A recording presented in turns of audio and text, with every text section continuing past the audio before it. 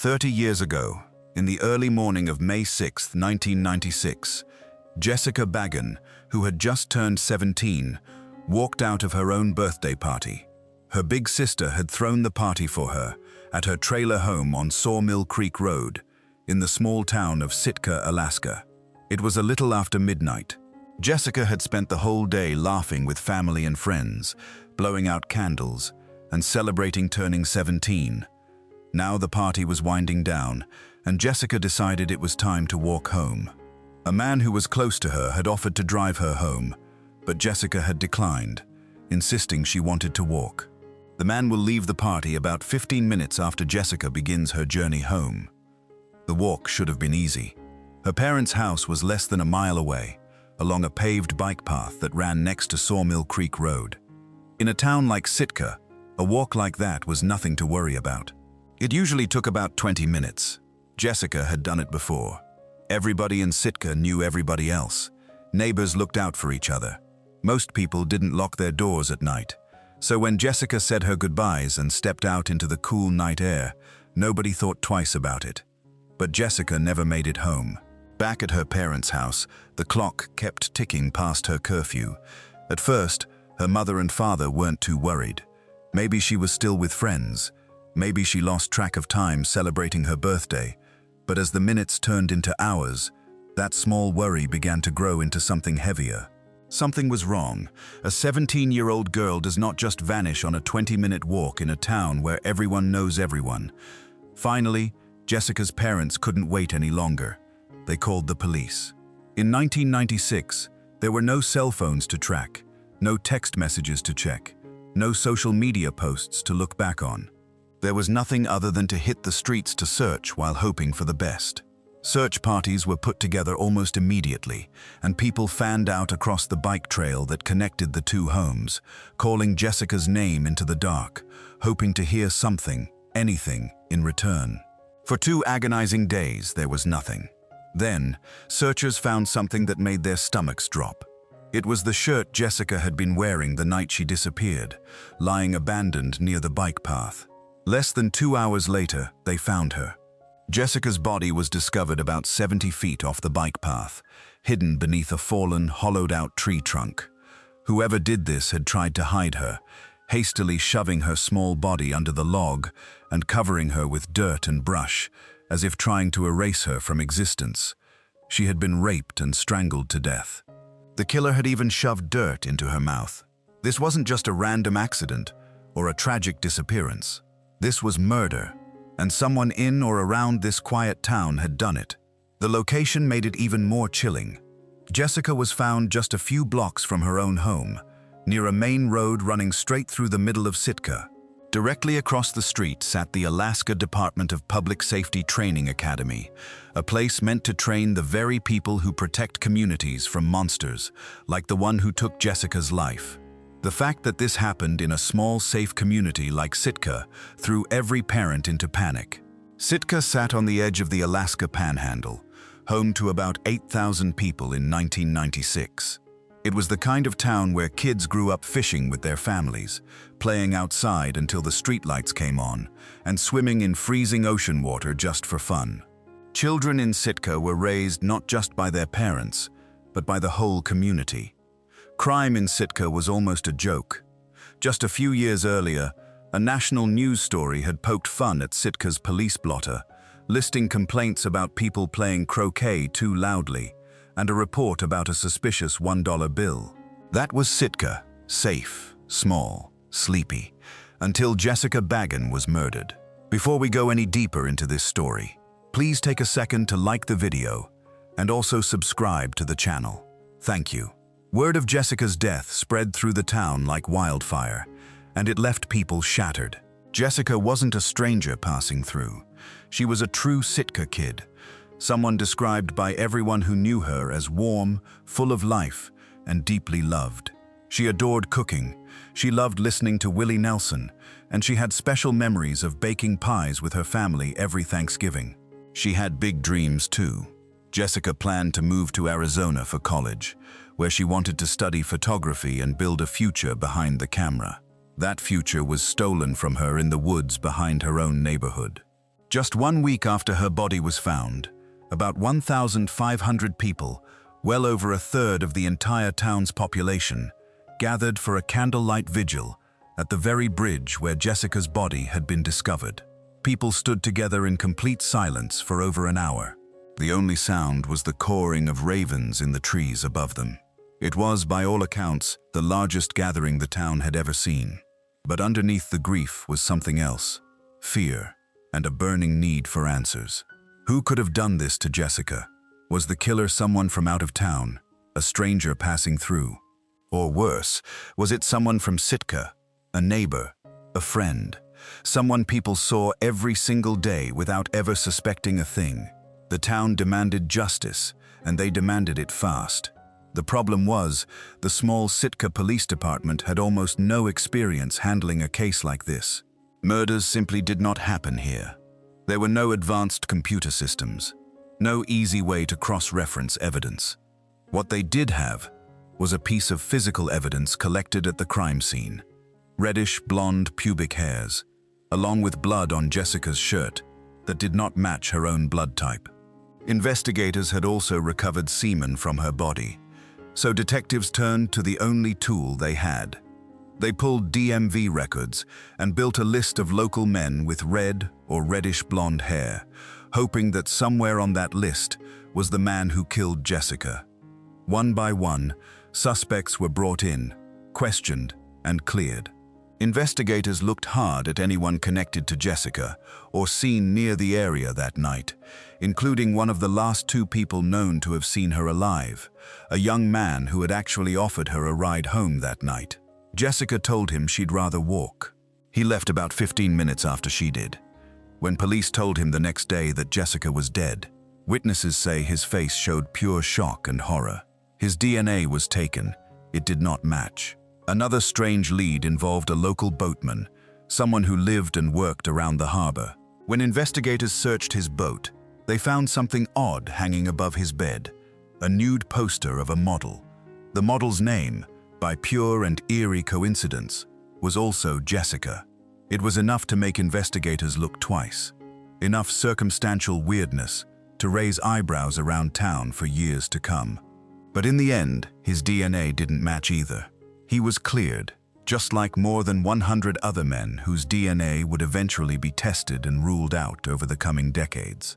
With no real leads and a town screaming for justice, the pressure on Sitka police became unbearable. That's when a 34-year-old man named Richard Bingham walked into the police station, and everything changed, for the worse. Bingham was a well-known figure around Sitka, a hard-drinking local man who lived on a fishing boat down at the harbor and worked as a janitor. He was also known as someone who was easily influenced. Friends liked to play cruel jokes on him, telling him wild stories about things he had supposedly done during drunken blackouts he couldn't remember. Sometimes they even used the town's silly police blotter as material, telling Bingham he was the one who did whatever ridiculous thing had been reported. And Bingham, trusting and vulnerable, often believed them completely, feeling terrible guilt over things he never actually did.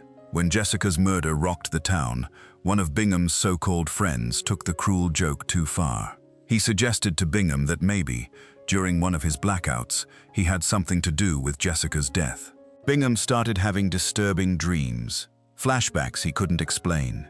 Confused and frightened, he walked straight into the Sitka Police Department and told officers he'd been drunk the night Jessica disappeared and couldn't remember what happened.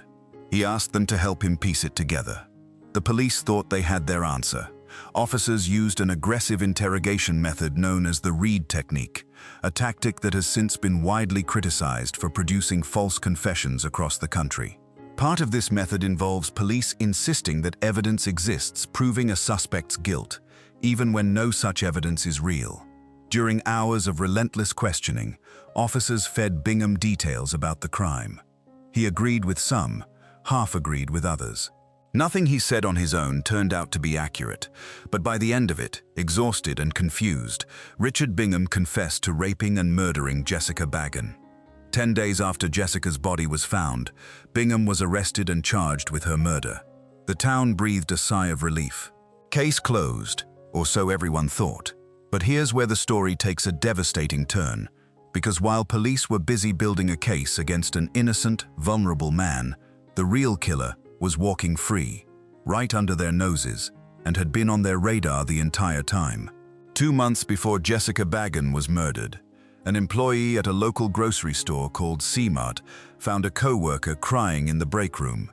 The girl, 18 years old, said a local man named Steve Branch had raped her. With support from her co-worker, the girl found the courage to report the assault to the Sitka Police Department. Officers had her call Branch on a recorded line, hoping he would confess. He said nothing incriminating. Despite the accusation, despite having Branch's own blood on file from the case, police did not arrest him for the alleged rape until June, over a month after Jessica was murdered, and well after Richard Bingham was already sitting in jail. Think about that for a moment. A man accused of violently assaulting a teenage girl just 2 months before another teenage girl was violated and murdered in the very same small town, and somehow he was never seriously looked at as a suspect in Jessica's death. It gets worse. Steve Branch had reddish blonde hair, the exact hair color investigators were searching for from the evidence at Jessica's crime scene. Prosecutors even had a sample of his blood on hand already, technically enough to compare against the DNA found on Jessica's body with the right warrant. The official reason police gave for drawing that blood was to test Branch for HIV, not to compare it to the murder evidence. Nobody ever made that connection.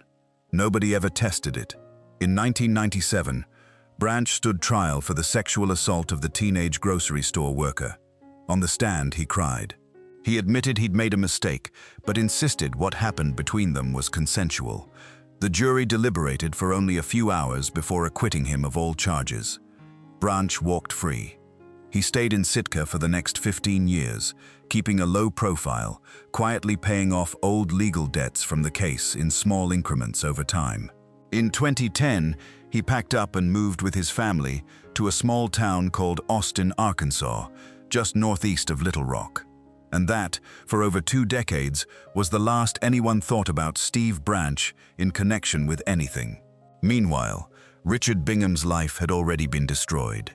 He spent 13 brutal months in a Juneau jail, awaiting trial, having moved there because officials feared he could never get a fair jury in Sitka. At first, he was held in isolation for his own protection. Later, when he was placed in the general population, fellow inmates who believed he was a child rapist and murderer constantly tried to lure him into blind spots where security cameras couldn't see. Bingham has since described this period as the worst time of his entire life. At trial, Bingham's public defender worked to dismantle the confession that had put him there. She brought in an expert on false confessions to explain how the Reed technique can manipulate vulnerable people into admitting to crimes they didn't commit.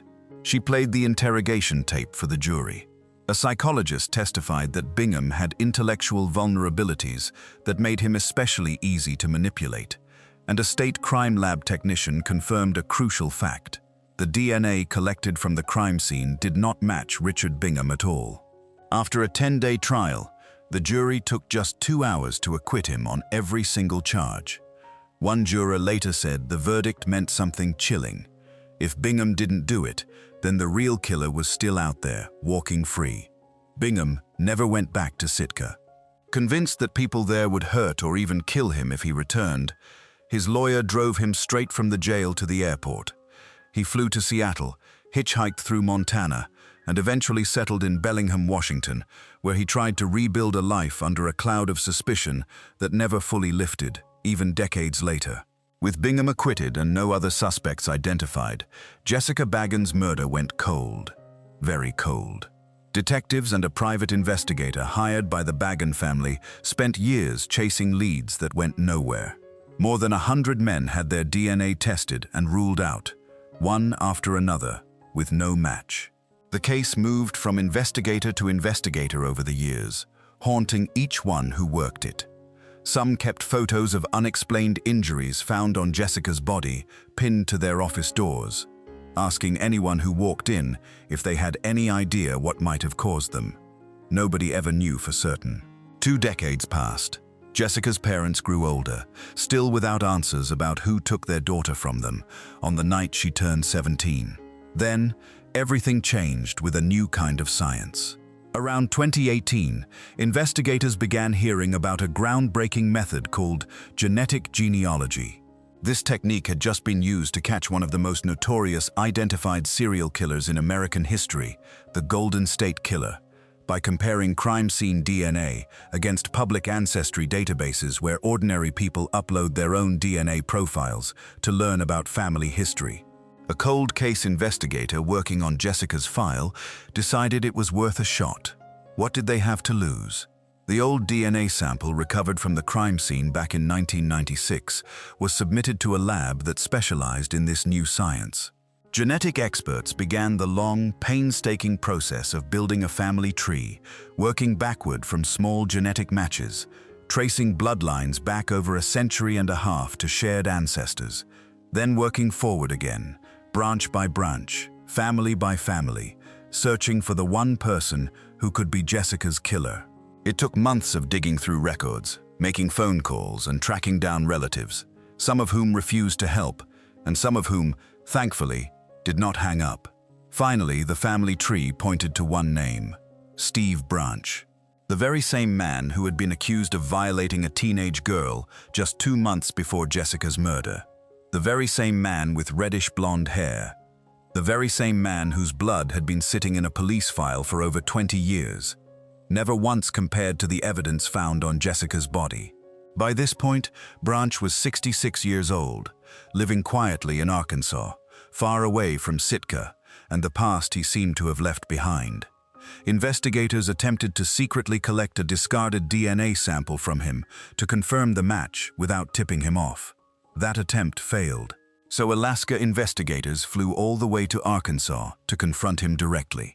They sat down with Steve Branch and asked him about Jessica Baggen. He claimed he didn't know her. He said he didn't even remember hearing about the murder in the small Alaska town he had once called home for over a decade. And when they asked him to voluntarily provide a DNA sample, he refused. Investigators had no choice but to leave and go secure a search warrant that would legally force Branch to give up his DNA. It was only a matter of time now. The case that had haunted Sitka for 24 years was finally about to be solved. But Steve Branch had other plans. About 30 minutes after investigators drove away from his home, Branch climbed into his pickup truck, drove to a remote, isolated part of his own property, and shot himself. He died before he could ever be formally charged, before he could ever sit in a courtroom, before he could ever look Jessica's family in the eye. Local authorities ruled his death a suicide. Investigators were still able to legally collect a DNA sample from his body during the autopsy. When the results came back from the crime lab, there was no more doubt. Steve Branch's DNA matched the DNA recovered from Jessica Baggen's body 24 years earlier. On August 10, 2020, the chief of the Sitka Police Department walked up to the front door of Jessica's parents and delivered the news they had waited nearly a quarter of a century to hear.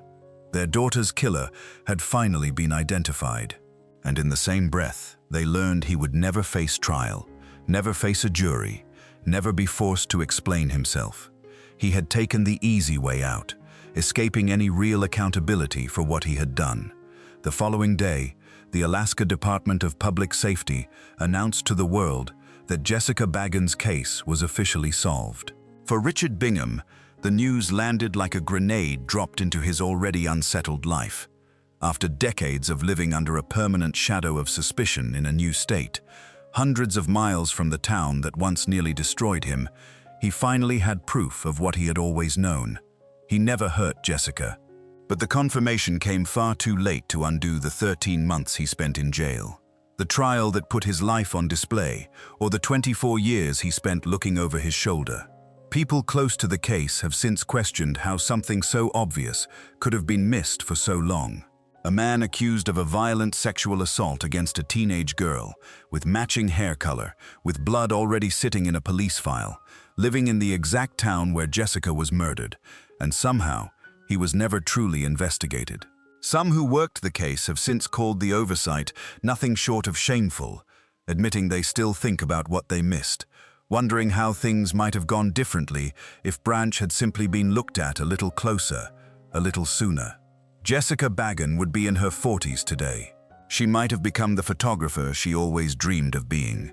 She might have had a family of her own.